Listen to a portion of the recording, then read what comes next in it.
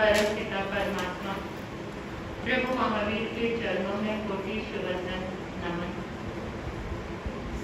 आनंद परमात्मा श्रीमंद स्वामी भगवान के पावन चरणों में कोटि वंदन नमन।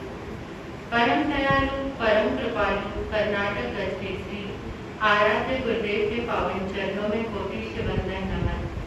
तब का दिव्य वरदान देने वाली मां आराध्य गुरुवैया श्री प्रवेश कुमारी जी महाराज साहब के पावन चरणों में कोटि कोटि वंदन करती हूँ, नमन करती हूँ। 311 उपवास द्वारा विश्व कीर्तिमान स्थापित करने वाले तपाचार्य तप चक्रेश्वरी उप पर्वतनी गुरनी मैया श्री मोहन माला जी महाराज साहब के पावन चरणों में कोटि वंदन नमन। मेरे जीवन पर अनंत उपकार करने वाले धर्म का दिव्य दान देने वाले आराध्य गुरनी मैया के पावन चरणों में कोटि वंदन नमन।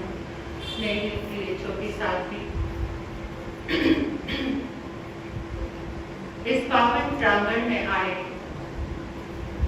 परमात्मा के प्यारे प्यारे भक्तों, हृदय के आंगन में आप सभी का स्वागत करती हूँ, अभिनंदन करती हूँ आप सभी की श्रद्धा का, अनुमोदन आप सभी के सुंदर भावों का और धन्यवाद देती हूँ।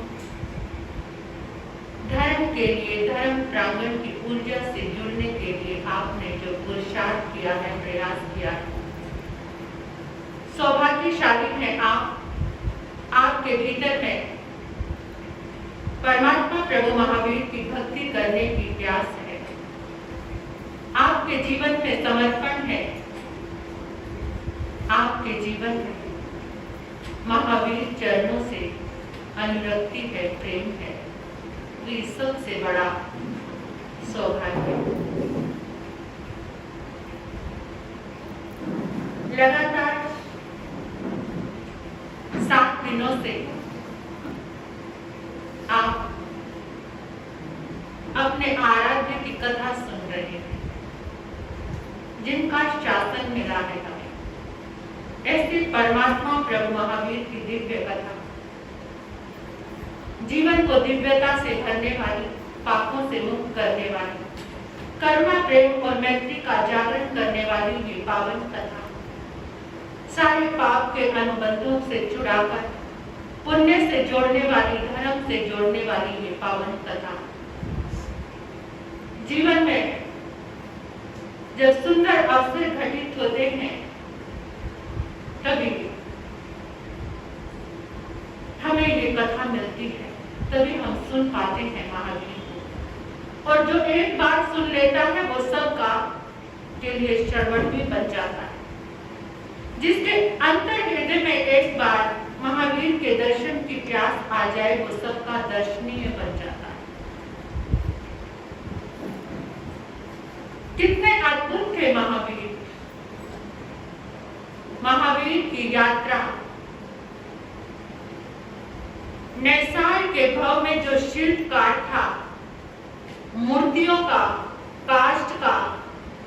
काष्ठ को संवारने वाला जीवन को संवारने वाला बन जाता है। काष्ठ की प्रतिमा बनाने वाला यात्रा करते हुए जीवन की प्रतिमा बनाने वाला बन जाता है। एक सुंदर संकल्प महावीर की चेतना का पहले प्रभु के चरणों में गीत की कुछ लाइनों से हम अपने श्रद्धा सुमन अर्पित करेंगे। उसके बाद उस कड़ी को आगे बढ़ाएंगे।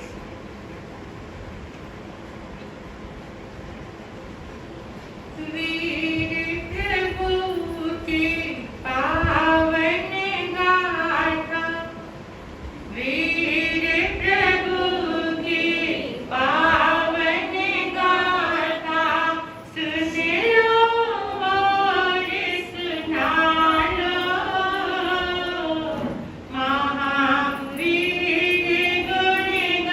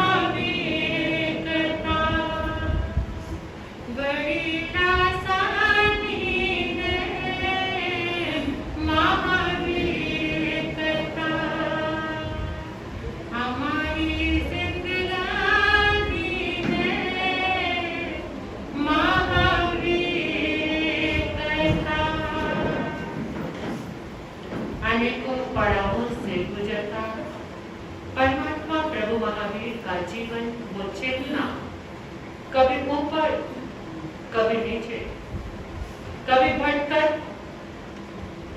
कभी स्थिरता, कभी धर्म का बोध और कभी फिसलन, इतने सारे रास्तों से गुजरते हुए 27-26 जन्म लेने के बाद महावीर बन जाए तो बड़ा आसान हो जाएगा अगर ये पता चल जाए कि ऊपर पहाड़ी पर बड़ा रमणीय स्थान है और वहां पहुंचने के बाद परम शांति, परम अनुभूति, खाने के सभी पदार्थ भी मिलेंगे, पीने के लिए भी सब कुछ ठंडा ठंडा सब मिलेगा और वो भी बिना खर्च किए। और आप चढ़ रहे हैं पहाड़ी पर और ये पता हो तो कदमों में ताकत आ जाती है कि ऊपर जाकर सब कुछ मिल जाएगा।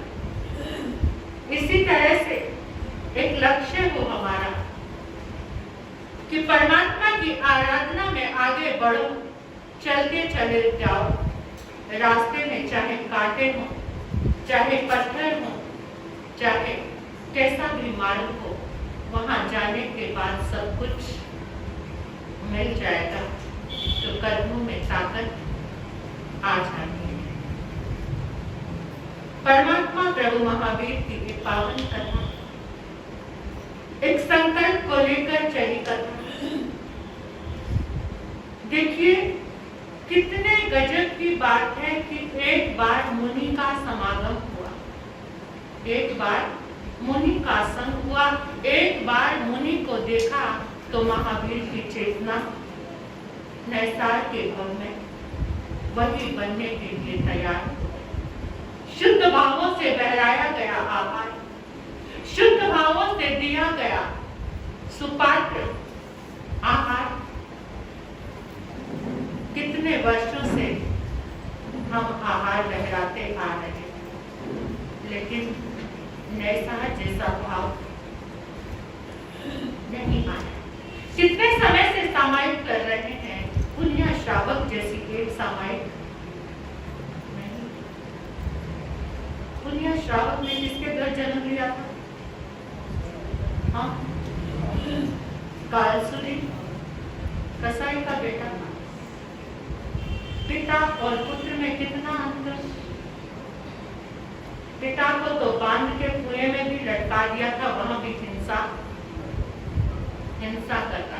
उसी के घर में एक दिया जल गया, जिसे आज सारी दुनिया पुण्य श्रावक के नाम से जानती। ऐसी सामायिक आज तक घटित नहीं। क्यों? क्या हमारे पास ताकत नहीं? ताकत है। क्या हमारे पास समय नहीं है?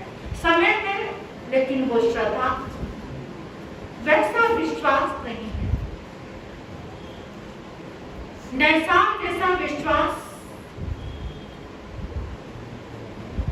खिलता चला गया, पुण्य खिलता चला गया।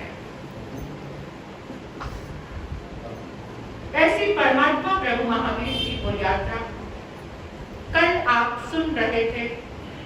प्रिय मित्र चक्रवर्ती के भव में महावीर की चेतना, सर्वांत सुखाय, सर्वांत हिताय, सर्वांत मंगलाय, एक ऐसा संकल्प लेकर महावीर की चेतना ने पुण्य इतना कमाया। प्रिय मित्र चक्रवर्ती के भव में चक्रवर्ती के वैभव का त्याग करके हमारे से क्या छूटता है? सोचना जरा दिल में, क्या छोड़ सकते हैं हम? आज किसी से हमारा मन मुटाव है, उस ग्रंथि को भी छोड़ना हमारे लिए कितना मुश्किल लगता है। मैं कभी कभार समाज की व्यवस्थाओं को देखती हूँ, बिना बात को लेकर ग्रंथि बंधन होते रहते हैं। कुछ भी नहीं है। एक पल में हम सब चीजों को सरल कर सकते हैं, एक पल से बाहर निकल सकते हैं। अगर वास्तविक रूप में महावीर कथा को सुन रहे हो तो जीवन में कुछ बदलाव करके जाना। जो आपको संक्लेश दे रहा है उसको बाहर निकालने की, जो कांटा चुभा हुआ है दिल में, पाँव में, दिमाग में, जीवन में कोई भी कांटा चुभा है, उस कांटे को निकाल फेंकने की ये कथा है। इसको सुनने का फायदा तभी है कि हम उस कांटे को बाहर निकालें, उस कांटे को छोड़ दें। कैसे छोड़ दें? छूटता ही नहीं, लेकिन ये छोड़ने की कथा है कि जितने भी बुराई से रिश्ता जुड़ा है, ये कथा है ऐसी कि एक बार तुम्हारा रिश्ता अगर मैत्री से जुड़ गया, एक बार तुम्हारा रिश्ता अगर करुणा से जुड़ गया, तो जन्म जन्म में वो मैत्री, वो करुणा तुम्हारे साथ चलेगी, तुम्हारा साथ देगी।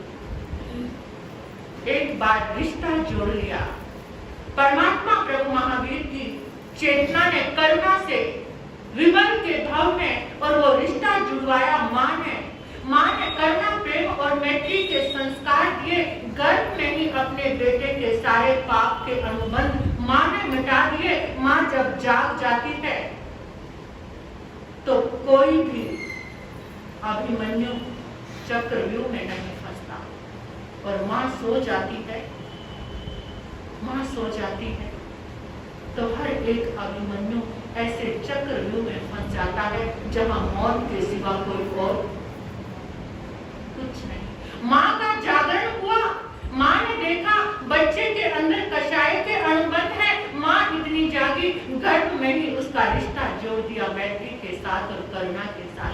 करुणा के भावों से ऐसा माँ ने रिश्ता जोड़ा कि जन्म जन्म में करुणा के संस्कार साथ में चले।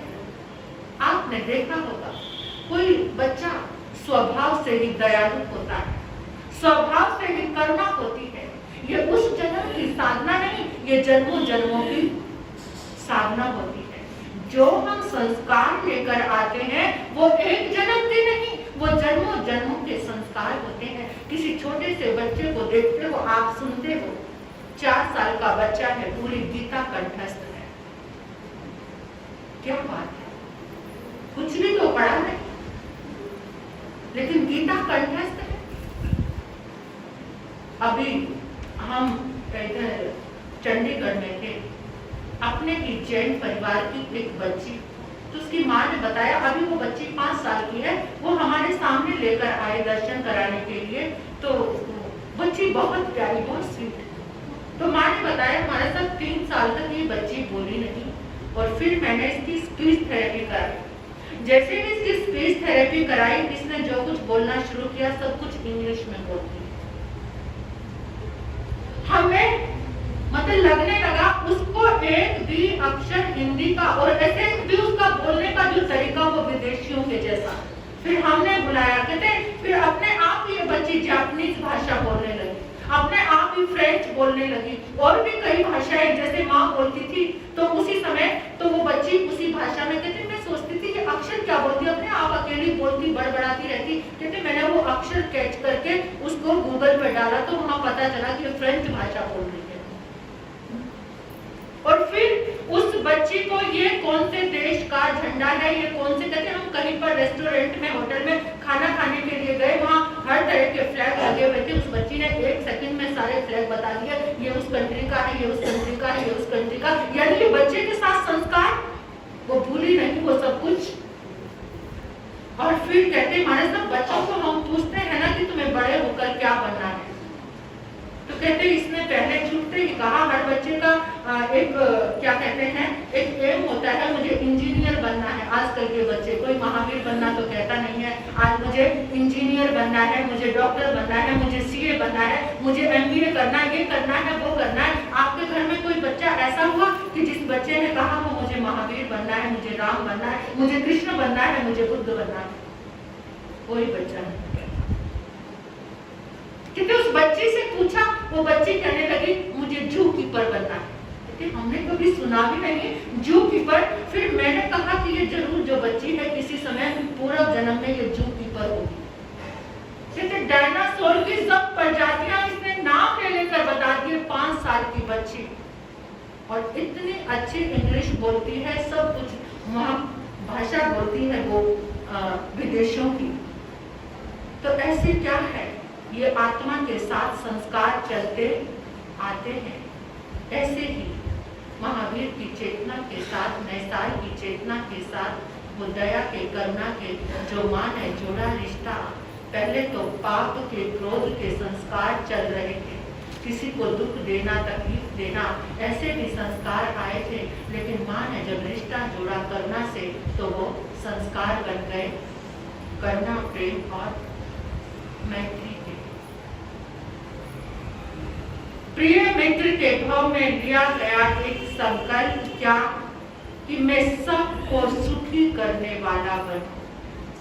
और सुखी करने के लिए एक व्यवस्था चाहिए, धर्म संघ की स्थापना। जब तक धर्म संघ की स्थापना नहीं होगी, धर्म संघ में कोई अभिनय भी आता है तो वो विनय भाव से संपन्न हो जाता है। धर्म संघ में कोई क्रोधी आता है तो उसके क्रोध के अनुबंध छूट जाते हैं। कोई पापी आता है वो धर्म से जुड़ जाता है।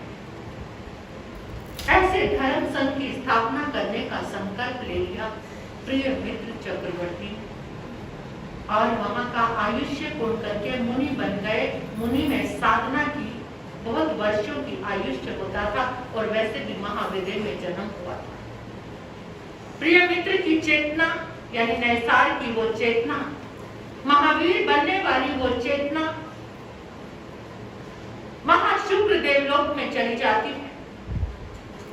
वहां का आयुष्य पूर्ण करके फिर से महाविदेह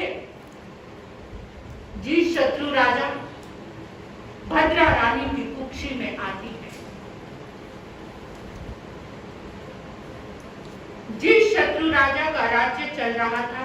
एक दिन क्या होता है कि राजा के सिर में बहुत तीव्र पीड़ा होती है। इतनी तीव्र पीड़ा, इतनी तेज पीड़ा होती है उसके सिर में, तो एकदम तड़प के रानी को कहते हैं कि आज ऐसा लगता है सिर फट जाएगा, प्राण निकल जाएंगे, बहुत वेदना हो रही है सिर में। रानी ने राजा के सिर पर हाथ रखा। हाथ रखे हुए 2-4 मिनट भी हुए थे कि राजा की सारी पीड़ा खत्म हो गई। एकदम राजा ने कहा, रानी की तो बहुत बड़ा चमत्कार हो गया, कोई दवा नहीं ली, कोई औषधि नहीं ली, और मेरे सिर की सारी पीड़ा खत्म हो गई। हो ना हो, जो जीव तुम्हारी कुक्षी में आया है, ये जीव सबके दुख दर्दों को मिटाने वाला बनेगा। उसी जीव का ये प्रभाव है, उसकी ऊर्जा तुम्हारे भीतर आई है। तुमने मेरे सिर पर हाथ रखा और ये सबके जीवन को नंदन बना देगा, सबके जीवन को खुशियों से महका देगा, सबके जीवन को आनंद से भर देगा। बच्चे का जन्म होता है, माता पिता उसका नाम रखते हैं नंदन कुमार।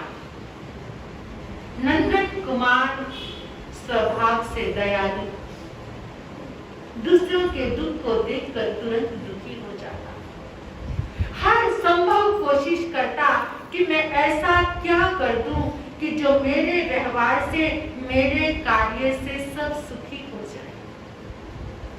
कितने गजब की बात है। ऐसा सोचने वाला जीव कैसा हो सकता है कि किसी को भी दुखी ना रहने देना, और हर संभव कोशिश करते, जहां कोई दुखी व्यक्ति मिलता उसी समय आंखें नम हो जाती, करुणा की धारा बहने लग जाती। जो भी पास आता या जिसके पास जाते उसको सुखी बनाने का प्रयास करते। बस यही एक अभियान चला दिया। यौवन अवस्था में आए युवक बने नंदन युवराज। सहनशीलता गजब की, कोई 1-2 बात भी कह दे तो कोई फर्क नहीं पड़ता, कोई विपरीत भी हो जाए तो कोई फर्क नहीं पड़ता। समय भी राजा अजीतशत्रु वृद्धावस्था को आ गए। नंदन को राजा बना दिया। अब नंदन कुमार राजा बन गए। एक दिन राज सिंहासन पर बैठे थे, दरबार सजा हुआ था। इतने में ही एक ब्राह्मण व्यक्ति का आगमन होता है, जोर जोर से रोकर चिल्लाकर कहता है, महाराज मेरे पुत्र को बचा लीजिए। उसको ऐसा असाध्य रोग हो गया है, इतनी दवा की, इतने वैद्य को दिखाया, लेकिन उसका रोग इधर से उधर कम नहीं हो रहा है। राजा उसी ब्राह्मण के साथ उसके घर पर जाते हैं। घर पर जाकर देखते हैं बेटा सूख कर कांटा हो गया है, ऐसा असाध्य क्या रोग है। राजा ने और अच्छे अच्छे वैद्यों को बुलाया, लेकिन उसका रोग कम नहीं हुआ। राजा ने अपने अनुचरों को बुलाकर कहा कि जो बात दवा से नहीं बनी, हो सकता है वो बात दुआ से बन जाए। आसपास के क्षेत्र में देखो, नगरी के बाहर जाओ, कहीं पर कोई योगी मुनि हो, उनके चरणों में विनती करो और फिर मुझे भी लेकर जाना, पहले पता करके आओ। अनुचर जाते हैं, पता करते हैं, जंगल में एक योगी योग साधना चल रही थी। उन्होंने जाकर कहा कि ऐसे ऐसे नगरी में एक ब्राह्मण पुत्र है, असाध्य पीड़ा से गुजर रहा है, माता पिता का इकलौता पुत्र है, कुछ करो, आप कुछ करो, आप ही सब कुछ कर सकते हो, कोई वैद्य कुछ भी नहीं कर पाया है। हो सकता है कि आपके कुछ करने से वो बालक। उसी समय वो योगी ध्यान में बैठ गए, ध्यान में बैठे साधना करने लगे। इधर से वो साधना करते जा रहे हैं, उधर से वो बच्चा स्वस्थ होता जा रहा है। अभी वो अनुचर वापस भी नहीं आए थे कि वो बच्चा एकदम स्वस्थ हो गया। स्वस्थ हो गया, राजा के पास खबर पहुंची कि ब्राह्मण पुत्र बिल्कुल स्वस्थ हो गया है महाराज। बहुत खुश हो गए राजा और सीधा उस योगी के पास पहुंचे। योगी के जाकर चरण पकड़ लिए राजा ने और एक बात कहने लगे कि जो साधना आप करते हो वो साधना मैं भी करना चाहता हूं। योगी मुस्कुराकर कहने लगे, तो राजन, राजपाट छोड़ना पड़ेगा, मुनि बनना पड़ेगा। अगर ये साधना तुम सीखना चाहते हो, मैं सबके दुख दर्दों को मिटाना चाहता हूं, तो फिर मुनि बन जाओ। सबके दुख मिटाने का एक ही मार्ग है, तुम्हारी साधना। देखिए कितनी बार ऐसा होता है, गुरु की महिमा बताती हूँ मैं, संत की महिमा। जब तुम गुरु के औरे में प्रवेश करते हो, और हम तो कैसे गुरु को पहचानते हैं? अगर कोई हमारा नाम ले, हमारे घर के बारे में 10 बातें पूछे, हमारा नाम ठाम जिनको याद रहे, उन महाराज जी के पास जाना तो आप पसंद करोगे। और जिन्होंने ना आपका नाम पूछा और ना आपके घर के बारे में पूछा, वो महाराज जी के पास जाओगे? सच्ची बता दो, क्या है, पता नहीं कैसे महाराज जी आए, बात भी नहीं करते, अरे देखा तक नहीं उन्होंने। ऐसों के पास जाकर क्या करना, ऐसे तो अपना घर बना है। ऐसी बातें हमारे अंदर। तुम पता था, गुरुद्वारे में जाने वाले लोगों को देखा आपने, बहुत देखा होगा। पंजाब तो आबाद है गुरुद्वारों से। सिख धर्म के लोग, वहाँ कोई गुरु नहीं होता, एक गुरु ग्रंथ साहब होता है। वहां से कुछ प्रेरणा क्या हमें नहीं मिलती? एक डीआईजी आकर अपने गुरु भाई के बूट पे पॉलिश करता है। इतनी गजब की गुरु भक्ति तो शायद। और हम धर्म स्थानों में आकर भोजन करते हैं तो सोचते हैं थाली भी उठाकर नौकर रखा किस लिए स्थानक में? अगर ये काम नहीं करेगा, थाली परोस कर तुम्हारे सामने नहीं देगा। ऐसे महावीर की अनुयायी हैं हम। जो अपनी झूठी थाली किसी से उठवाता है वो अपना पुण्य खत्म करता है। याद रखना इस बात को। जो अपनी झूठी थाली किसी से उठवाता है वो अपना पुण्य खत्म करता है। जो किसी को अपना झूठा खिलाता है, बचा कुचा खिलाता है, घर में क्या सोचते हैं? मैं इस शब्द का हमेशा विरोध करती हूँ, जो कुछ बचा है दे दो, बचा है दे दो, तो तुम्हें जिंदगी में बचा हुआ ही मिलने वाला है। अगर तुम परोस के सजा के किसी को देते हो तो तुम्हें सजा कर और परोस कर मिलेगा। बस याद रख लेना, जो शब्दों का और जो भावना का तुम प्रयोग कर रहे हो वही तुम्हें मिलने वाली है। बचा कुचा है दे दो, कुछ बचा हुआ है, ऐसे शब्दों को बोलते हुए थोड़ा सोचना चाहिए। हाँ, जिंदगी में बचा कुचा ही चाहिए तो फिर लेते रहना। झूठा अपना कभी किसी को मत देना। जीवन का आधा पुण्य खत्म करने वाला है। अगर तुमने अपनी झूठी चीज किसी को दे दी, तुमसे खाई नहीं जा रही और घर में जो भी कोई काम करने वाला है कोई आया और तुमने उठा के उसको दे दी, बहुत गलत है। ऐसा कभी भी मत करना। गुरु तुम्हें बुलाए चाहे ना बुलाए, लेकिन तुमने आकर श्रद्धा से अगर वंदन कर लिया तो गुरु की आभा, गुरु का ऑरा, गुरु की वाइब्रेशन, ऊर्जा को तुमने प्राप्त कर लिया। हमारी बॉडी में 2 तरह के सेल होते हैं जो हमारी रोगों से प्रोटेक्शन करते हैं, व्हाइट सेल और रेड सेल। जब तुम गुरु के ऑरे में प्रवेश करते हो, तुम्हारी बॉडी के 1500 व्हाइट सेल प्लस हो जाते हैं। समझ गए? बढ़ जाते हैं। हमारे शरीर में जो व्हाइट सेल है, सफेद रक्त कण, वो 1500 सफेद रक्त कण हमारे बढ़ जाते हैं सिर्फ एक गुरु के ऑरे में प्रवेश करने से। ये परखने बरखने का काम छोड़ दो। उन्होंने बुलाया, उन्होंने नहीं बुलाया, वहां जाना वहां नहीं जाना, ये राग द्वेष जो पाल कर रखते हैं, इसको छोड़ दो। और जो दुर्जन व्यक्ति के संग में जाता, वो भी बताया साथ में, सज्जन गुरु भगवंत उनके ओरे में आए, बस उन्होंने निगाह उठाकर भी चाहे नहीं देखा, लेकिन उनकी आभा, उनके ओरे की जो ऊर्जा है उसमें तुमने प्रवेश कर लिया है। जब तुम किसी दुर्जन व्यक्ति के पास में, नेगेटिव आर की भाषा में बोलती हूँ, अगर तुम किसी नेगेटिव व्यक्ति के पास में बैठते हो, तुम्हारी बॉडी के 1600 व्हाइट सेल माइनस हो जाते हैं। तभी तो बड़े बुजुर्ग कहते थे शुद्ध संगति और कुसंगति जो आज के बच्चों को अच्छा नहीं लगता। आज हम कहते हैं पॉजिटिव और नेगेटिव। पॉजिटिव लोगों के साथ रहो, बी पॉजिटिव, ये समझ आती है बात। सब संगति कुसंगति पुरानी बातें हो गई। वो पुरानी बातें आज का युवा समझने को तैयार नहीं है, बच्चा समझने को तैयार नहीं है, लेकिन है तो वही परोसा जा रहा है। आज का जामा पहनाकर आज के परिवेश में वो शब्द बदल गए हैं, वरना बाकी उनका जो मौलिकता है वो वैसी की वैसी ही।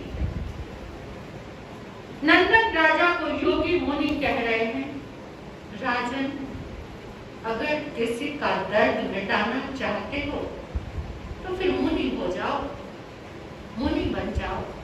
बस इतनी सी बात कहनी थी। उस चेतना के तो संस्कार थे और संकल्प भी लिया था कि सबको क्या करना है, सुखी करना है, दुख को मिटाना है, दर्द को मिटाना है। कौन सा दर्द? दर्द 2 तरह का है। एक तो इस जन्म का दर्द, एक जन्मों जन्मों का दर्द। इस जन्म में सोचते हैं मर जाएंगे, दर्द से मुक्ति हो जाएगी। दर्द से जब रिश्ता जोड़ लिया है तो वो दर्द जन्मों जन्मों साथ चलता है। इसलिए रिश्ता जोड़ो किससे? सबका दर्द मिटाने का रिश्ता, करुणा का, प्रेम का, मैत्री का, सेवा का, सौहार्द का, सज्जनता का। नंदन मुनि बन गए, छोड़ दिया राजपाट, सबको सुखी करने के लिए राजपाट छोड़ा। मुनि हो गए, एक ही लक्ष्य को लेकर इतना तप कर रहे हैं, इतना तप कर रहे हैं, इतना तप कर रहे हैं। क्या किया? कितने मास कमंड? 11,60,000 मास कमंड। नंदन मुनि ने 11,60,000 मास कमंड की तपस्या की, सबको सुखी करने के लिए। आज उसी भाव में 20 बोल की आराधना, अरिहंत भक्ति, सिद्ध भक्ति, विनय धर्म का पालन किया, आलोचना की, आराधना की, प्रतिक्रमण किया, भक्ति की, सेवा में अपने मन को गलाम की, आचार्य की, संतों की, साधुओं की सेवा में अपने आप को लगाया, आगम श्रुत के प्रति विनय भाव रख के उसकी आराधना की। यानी जो भी 20 बोल थे तीर्थंकर गोत्र बंद के, वो नंदन मुनि ने उन सब की आराधना की। और इस भाव में महावीर की चेतना, नैसार की चेतना ने तीर्थंकर गोत्र का बंद कर लिया। सबको सुखी करने के लिए तीर्थंकर परमात्मा का क्या होता है? अवतार, जन्म, क्योंकि वही धर्म संघ की स्थापना करते हैं, 4 तीर्थों की स्थापना करते हैं। तीर्थंकर भगवान जब 4 तीर्थों की स्थापना करते हैं, वहीं से प्रारंभ हो जाती है एक यात्रा, प्राणी प्राणी को सुखी करने की यात्रा। और नैसार की वो चेतना नंदन मुनि के भाव में आयुष्य पूर्ण करके कहां पहुंचाती? 10वें देवलोक में। क्योंकि पता ही है तप का और साधना का फल। देवलोक तो है, लेकिन देवलोक क्या है? एक भोग भूमि है। कौन सी भूमि है? जहाँ केवल भोग ही भोग। मेले में चले गए, आपके पॉकेट में, या आजकल तो मेले नहीं रहे, मॉल में चले गए, है ना? वहां पर जो चीज देखी, खाया पिया, जो पॉकेट में था वो खर्चा और घर को वापस। ऐसे ही देवभूमि है, वहां भी वो भोग भूमि, जो पुण्य अर्जित किया था उसको खर्च किया, खाया पिया और वापस। लेकिन वो तो रिश्ता जोड़ कर गए थे, एक ऐसी रचना का रिश्ता कि वहां से आने के बाद भी क्या होंगे? कल क्या है? कल क्या है? महावीर प्रभु का अवतरण। अब वो देवलोक से आएंगे और परमात्मा प्रभु महावीर के शासन में सबसे पहले तीर्थंकर गोत्र किसने बांधा? पता है आपको? भगवान महावीर के शासन में सबसे पहला तीर्थंकर गोत्र किसने बांधा? हाँ जी, उनके चाचा सुपारश ने। भगवान महावीर के चाचा सुपारश कुमार ने सबसे पहला तीर्थंकर गोत्र बांधा। और सबसे बड़ी बात, उन्होंने कोई तप नहीं किया, उन्होंने कोई साधना नहीं की, एक तीर्थंकर भक्ति की। कैसी? शबरी ने राम का इंतजार किया था, लेकिन कब? जब शबरी को पता चल गया था कि राम अयोध्या से चल पड़े हैं वनवास के लिए। जब वनवास में आ रहे हैं राम, तो शबरी ने इंतजार करना शुरू कर दिया था। कैसा इंतजार? रोज रास्ते को फूलों से सजाया। बेचारी को पता नहीं था कि कब आएंगे, राम कब आएंगे, लेकिन उसे पता था राम आएंगे। ये पता था कि वो वनखंड में आएंगे, लेकिन मेरी झोपड़ी में आएंगे। उसको एक उम्मीद, एक विश्वास था। रोज रास्ते को फूलों से सजाती थी, रोज फल लाके रखती थी, इंतजार करती रहती। इंतजार किया था चंदना ने महावीर का, लेकिन कब? जब महावीर संत हो गए, भिक्षु हो गए थे, तब चंदना ने इंतजार करना शुरू कर दिया। लेकिन सुपाश, महावीर के चाचा, अभी महावीर मां के गर्भ में भी नहीं आए। भगवान महावीर के माता पिता कृष्णा रानी और सिद्धार्थ किसकी आज्ञा को मान रहे थे? पार्श्वनाथ भगवान के श्रावक श्राविका थे वो। मुनियों का आगमन हुआ था, ये डिक्लेयर हो चुका था कि सिद्धार्थ के आंगन में त्रिशला की कुक्षी से 24वें तीर्थंकर का जन्म होगा। बस उसी दिन से सुपाश ने इंतजार करना शुरू कर दिया। हमारे घर के आंगन में प्रभु आएंगे, मेरे प्रभु आएंगे, तीर्थंकर आएंगे। ऐसा सुनकर सुपाश के रोम रोम में रोमांच होने लगा। ऐसे लगा हजारों हजारों फूल खिल रहे हैं एक एक रोम। मैं बोल रही हूँ, मेरे भी रोम रोम में स्पंदन हो रहा है। ऐसा करके कैसी कैसी कैसी चेतना थी। इस जिन शासन का रिश्ता बहुत बहुत गजब का है, भावों से जुड़ा है रिश्ता। ये रिश्ता कैसा है? परमात्मा के साथ। यहाँ पर 16 श्रृंगार किए, कोई हाथी पर बैठा है, उसे केवल ज्ञान हो जाता है। कोई अपनी पत्नी का श्रृंगार कर रहा है, केश बना रहा है, राजा रतिसार।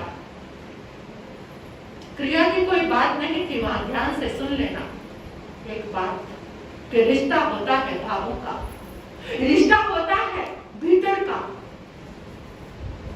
राजा रतिसार अपनी पत्नी की कंघी करते करते केवल ज्ञान प्राप्त कर रहे थे। क्या बात, क्या शासन, क्या गजब है। सुपाश कुमार इंतजार करते हैं और भाभी को कहते हैं, भाभी ये तन अब प्रभु का मंदिर बनने वाला है। तुम्हारी आंखें तुम्हारी ना रहेंगी, प्रभु की हो जाएंगी। तुम्हारे कान तुम्हारे ना रहेंगे, प्रभु के हो जाएंगे। तुम्हारे हाथों के स्पर्श में प्रभु का स्पर्श होगा। तुम्हारी देह मंदिर बन जाएगी भाभी। मुझे उस एक एक पल के लिए कितना बेसब्री से इंतजार, और इन्हीं शुभ भावों की श्रृंखला। पता है, जब हमारे अंदर भावों की तीव्रता आती है तो हमारी भावनाएं, जो वाइब्रेशन स्पंदन है हमारे, वो तीनों लोगों को पार कर जाते हैं। तीनों लोगों को।